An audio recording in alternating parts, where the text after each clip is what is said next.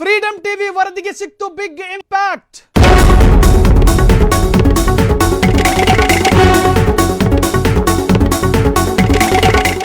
ನಿರಂತರವಾಗಿ ವಿಜಯನಗರ ಜಿಲ್ಲೆಯಲ್ಲಿ ಶುರುವಾಗಿದ್ದಂತಹ ಹಾಹಾಕಾರದ ಬಗ್ಗೆ ಫ್ರೀಡಂ ಟಿವಿ ವರದಿ ಮಾಡಿತ್ತು. ವರದಿ ಮಾಡಿದ ಬೆನ್ನಲ್ಲೇ ಜಿಲ್ಲಾಧಿಕಾರಿ ಎಚ್ಚೆತ್ತುಕೊಂಡಿದ್ದಾರೆ. ನಮ್ಮ ವರದಿಗೆ ಸಿಕ್ತು ಬಿಗ್ ಇಂಪ್ಯಾಕ್ಟ್. ಫ್ರೀಡಂ ಟಿವಿ ವರದಿಗೆ ಸಿಕ್ತು ಬಿಗ್ ಇಂಪ್ಯಾಕ್ಟ್. ನಿರಂತರ ವರದಿಗೆ ಸ್ಪಂದಿಸಿದ ಜಿಲ್ಲಾಧಿಕಾರಿ ದಾಹಕ್ಕೆ ಪರಿಹಾರ ಸಿಕ್ಕೇ ಬಿಡ್ತು.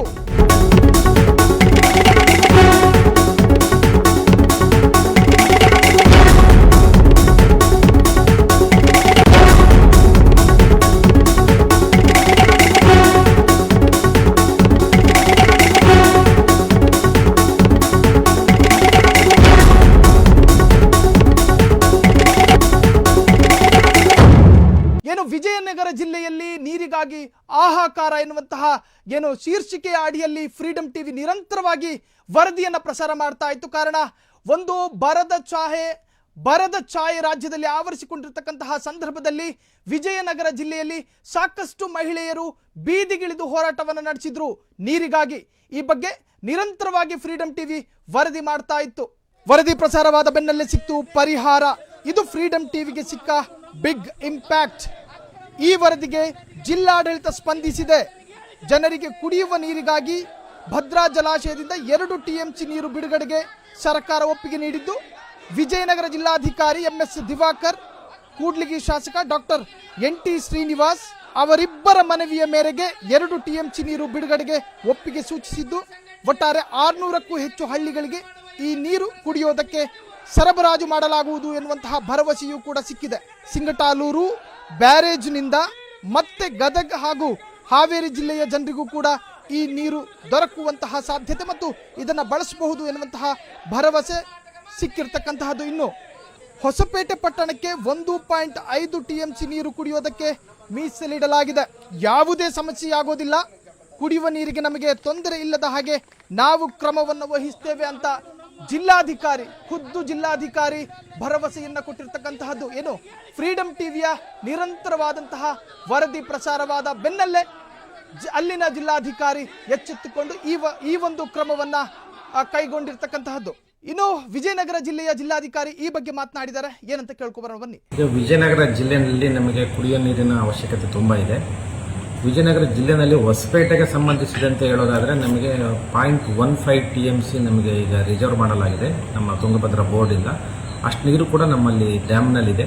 ಆ ನೀರನ್ನು ಅವರು ನಮಗೆ ಜೂನ್ವರೆಗೆ ಕುಡಿಯೋ ನೀರಿಗಾಗಿ ಮೀಸಲಾಗಿಟ್ಟಿದ್ದಾರೆ ಮತ್ತು ಆ ನೀರನ್ನು ನಮಗೆ ಸರಿಯಾದ ಸಮಯದಲ್ಲಿ ಬಿಡ್ತೀವಿ ಅಂತ ಅವರು ನಮ್ಮ ತುಂಗಭದ್ರಾ ಬೋರ್ಡ್ನವರು ಒಪ್ಕೊಂಡಿದ್ದಾರೆ. ಹಾಗಾಗಿ ನಮಗೆ ಹೊಸಪೇಟೆಗೆ ಸಂಬಂಧಿಸಿದಂತೆ ಕುಡಿಯೋ ನೀರಿನ ತೊಂದರೆ ಇಲ್ಲ ಅಂತ ನಾವು ಅಂದ್ಕೊಂಡಿದ್ದೀವಿ.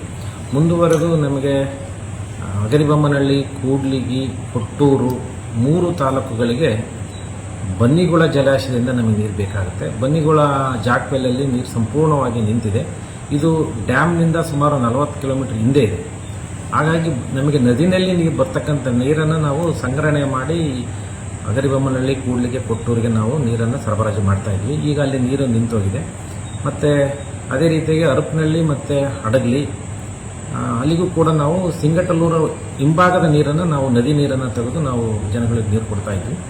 ಈಗ ಇತ್ತೀಚಿನ ದಿನಗಳಲ್ಲಿ ನದಿ ಸಂಪೂರ್ಣ ಬತ್ತಿ ಹೋಗಿರುವ ಕಾರಣ ಈ ಬಗ್ಗೆ ಅನೇಕ ಶಾಸಕರು ಮತ್ತು ಜಿಲ್ಲಾಡಳಿತದ ಪರವಾಗಿ ಸರ್ಕಾರವನ್ನು ನಾವು ಕೋರಿಕೊಳ್ಳಲಾಗಿತ್ತು.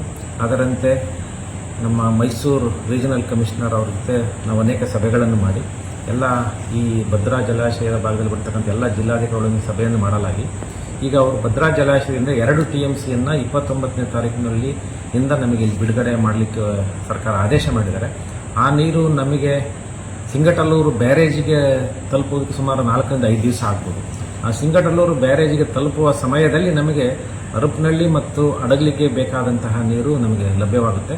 ಮತ್ತು ಸಿಂಗಟಲ್ಲೂರಿಗೆ ಬಂದ ನಂತರ ಅಲ್ಲಿನ ಗದಗ ಜಿಲ್ಲೆಯ ಮತ್ತು ಹಾವೇರಿ ಜಿಲ್ಲೆಯ ಕುಡಿಯುವ ನೀರು ತೆಗೆದುಕೊಂಡು ನಮಗೆ ಸುಮಾರು 0.1 ಟಿಎಂಸಿನ ಅವರು ನದಿನಲ್ಲಿ ಬಿಡುಗಡೆ ಮಾಡಿದೆ. ಅದು ಬನ್ನಿಗುಳ ಜಾಕ್ವೆಲ್ಗೆ ರೀಚ್ ಆಗುತ್ತೆ. ಆವಾಗ ನಾವು ಬನ್ನಿಗುಳ ಜಾಕ್ವೆಲ್ಲಿಂದ 3 ತಾಲೂಕುಗಳು ಮತ್ತು 60 ಗ್ರಾಮಗಳಿಗೆ 45 ದಿನಗಳವರೆಗೆ ನಾವು ಕುಡಿಯುವ ನೀರನ್ನು ಸರಬರಾಜು ಮಾಡಲಿಕ್ಕೆ ನಮಗೆ ಶಕ್ತವಾಗುತ್ತೆ. ಜೊತೆಗೆ ಹಡಗಲಿ ಮತ್ತು ಹರಪನಹಳ್ಳಿ ಭಾಗದಲ್ಲಿ ಅವರಿಗೂ ಕೂಡ ಈ 2 ಟಿಎಂಸಿ ನೀರು ಬಿಡೋದ್ರಿಂದ ಅಲ್ಲಿ ಸುಮಾರು ನಮಗೆ 200 ಗ್ರಾಮಗಳಿಗೂ ಮತ್ತು 2 ಸಿಟಿಗಳಿಗೂ ಕುಡಿಯುವ ನೀರಿನ ತೊಂದರೆಯನ್ನು ನಾವು ತಪ್ಪಿಸಬಹುದಾಗಿದೆ. ಹಾಗಾಗಿ ಸರ್ಕಾರ 2 TMC ಬರ್ತಿರುವ ನೀರನ್ನು ಯಾವುದೇ ರೀತಿ ವ್ಯಪಗತವಾಗದಂತೆ ನಾವು ಜಿಲ್ಲಾಡಳಿತ ಅದನ್ನು ಸಂಪೂರ್ಣವಾಗಿ ಬಳಸಿಕೊಳ್ಳಲು ಸಿದ್ಧತೆ ಮಾಡಿಕೊಳ್ಳಲಾಗಿದೆ. ಎಸ್, ಈ ಬಗ್ಗೆ ಹೆಚ್ಚಿನ ಮಾಹಿತಿಯನ್ನ ಕೊಡೋದಕ್ಕೆ ನಮ್ಮ ಸೀನಿಯರ್ ರಿಪೋರ್ಟರ್ ನೇರ ಸಂಪರ್ಕದಲ್ಲಿದ್ದಾರೆ. ಪ್ರಸನ್ನ, ಹೇಳಿ, ನಾವು ನಿರಂತರವಾಗಿ ಈ ಒಂದು ಸುದ್ದಿಯನ್ನ ಪ್ರಸಾರ ಮಾಡಿದ್ವಿ. ಅದರ ಬೆನ್ನಲ್ಲೇ ವಿಜಯನಗರ ಜಿಲ್ಲೆಯ ಜಿಲ್ಲಾಧಿಕಾರಿ ಎಚ್ಚೆತ್ತುಕೊಂಡಿರ್ತಕ್ಕಂತಹದ್ದು ಏನು ಅಲ್ಲಿ ನೀರಿಗಾಗಿ ಹಾಹಾಕಾರ ಶುರುವಾದಂತಹ ಸಂದರ್ಭದಲ್ಲಿ ಯಾಕೆ ಜಿಲ್ಲಾಧಿಕಾರಿ ಎಚ್ಚೆತ್ತುಕೊಳ್ಳಲಿಲ್ಲ? ನಮ್ಮ ವರದಿಗೆ ಸಿಕ್ಕಂತಹ ಇಂಪ್ಯಾಕ್ಟ್ ಏನು ಪ್ರಸನ್ನ? ಫ್ರೀಡಂ ಟಿವಿ ಇದು ಜನಸಾಮಾನ್ಯರ ಶಕ್ತಿ. ನಾವು ತೋರಿಸುವಂತಹ ಬಿತ್ತರಿಸುವಂತಹ ಪ್ರತಿಯೊಂದು ವರದಿ ಕೂಡ ಅಧಿಕಾರಿಗಳ ಮಟ್ಟಕ್ಕೆ ತಲುಪುತ್ತೆ, ಜೊತೆಗೆ ಇಂಪ್ಯಾಕ್ಟ್ ಕೂಡ ಆಗುತ್ತೆ. ಇದಕ್ಕೆ ಪೂರಕವಾಗಿ ನಾವು ಹೇಳೋದಾದ್ರೆ ವಿಜಯನಗರ ಜಿಲ್ಲಾದ್ಯಂತ ಇರುವಂತಹ ಕುಡಿಯುವ ನೀರಿನ ಸಮಸ್ಯೆ ಬಗ್ಗೆ ಫ್ರೀಡಂ ಟಿವಿ ಸವಿಸ್ತರವಾದಂತಹ ನಿರಂತರ ವರದಿಯನ್ನು ಪ್ರಸಾರ ಮಾಡಿತ್ತು. ಈಗ ವಿಜಯನಗರ ಜಿಲ್ಲಾಧಿಕಾರಿಯಾದಂತಹ ದಿವಾಕರ್ ಅವರು ಆದೇಶವನ್ನ ಮಾಡಿರುವಂತದ್ದು, ಯಾವುದೇ ಕಾರಣಕ್ಕೂ ಕೂಡ ಕುಡಿಯುವ ನೀರಿನ ಸಮಸ್ಯೆ ಎದುರಾಗದಂತೆ ಕ್ರಮ ಕೈಗೊಳ್ತೀವಿ ಎನ್ನುವಂತ ಮಾತನ್ನು ಹೇಳಿದ್ದಾರೆ.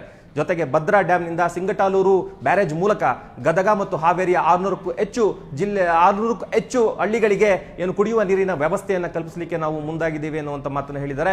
ಜೊತೆಗೆ ಹೊಸಪೇಟೆಗೆ 1.50 TMC ಅಷ್ಟು ನೀರನ್ನ ನಾವು ಮೀಸಲು ಇಟ್ಟಿದ್ದೇವೆ. ಹಾಗೆ ಕುಡಿಯುವ ನೀರಿನ ಸಮಸ್ಯೆ ಆಗದಂತೆ ನಾವು ಎಚ್ಚರಿಕೆ ಕ್ರಮಗಳನ್ನ ಕೈಗೊಳ್ತೇವೆ. ಜೊತೆಗೆ ಯಾವುದೇ ಅಧಿಕಾರಿ ಈ ಒಂದು ಕುಡಿಯುವ ನೀರಿನ ಸಮಸ್ಯೆ ಆಗದಂತೆ ಎಚ್ಚೆತ್ತುಕೊಳ್ಳಬೇಕು ಮತ್ತು ಕ್ರಮ ಕೈಗೊಳ್ಳಬೇಕು, ಜನಸಾಮಾನ್ಯರ ಸಮಸ್ಯೆಗಳಿಗೆ ತಕ್ಷಣ ಸ್ಪಂದಿಸಬೇಕು ಎನ್ನುವಂಥ ಆದೇಶವನ್ನ ಈಗ ಜಿಲ್ಲಾಧಿಕಾರಿಗಳು ಹೊರಡಿಸಿರುವಂಥದ್ದು.